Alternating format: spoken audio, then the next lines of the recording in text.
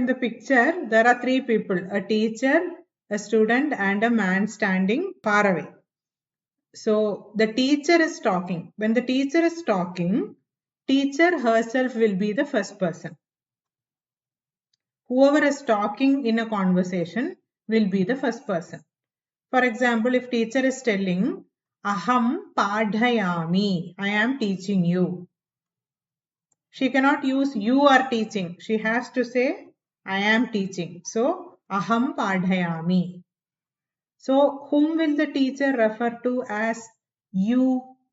If the teacher is saying you, who will be you? Student or the man?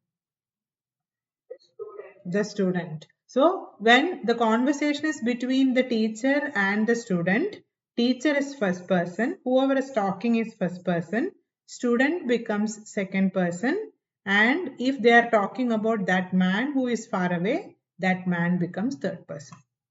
The person who is talking refers to himself or herself as I. So, singular of first person is aham. Singular of second person is tvam. Singular of third person is that man's name or that man itself is a noun. Naraha tatra tishtati. A man is standing there. Naraha tatra tishtati. Or we can say the same sentence using a pronoun saha tatra tishtati. So that is how the verbs are classified into Purushaha. Pradham Purush, Madhyam Purush and Uttam Purush. And Vachanam, when we are talking about Vachanam, here there is only single teacher. If there is one more teacher, then they will refer themselves as we both. We both are teaching. Avam padhayavaha. Avam padhayavaha. If more than two teachers are there, how do they refer themselves?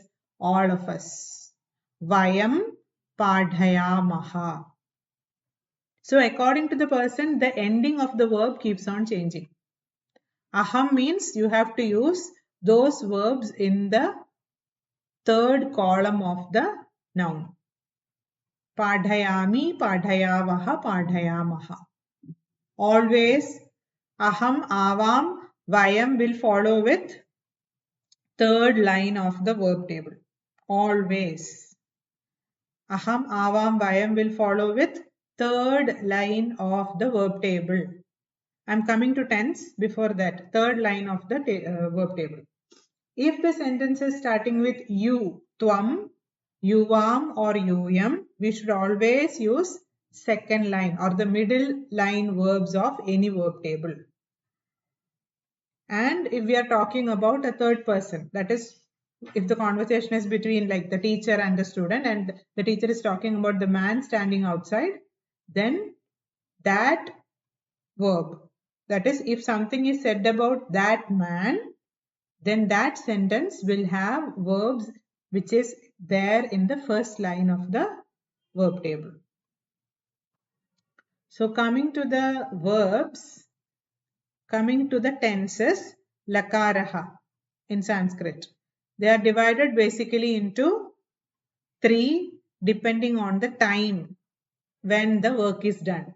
If it's padhati, it is happening in the present moment or present time. It is called reading or reads. Simple present or present continuous, both in English grammar. Then it is called latlakaraha.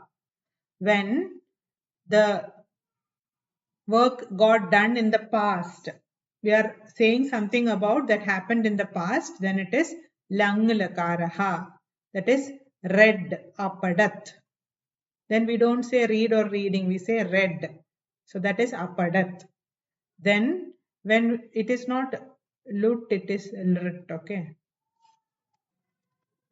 When we are talking about something in future, it is called lrit lakaraha. Padhishyati, will read.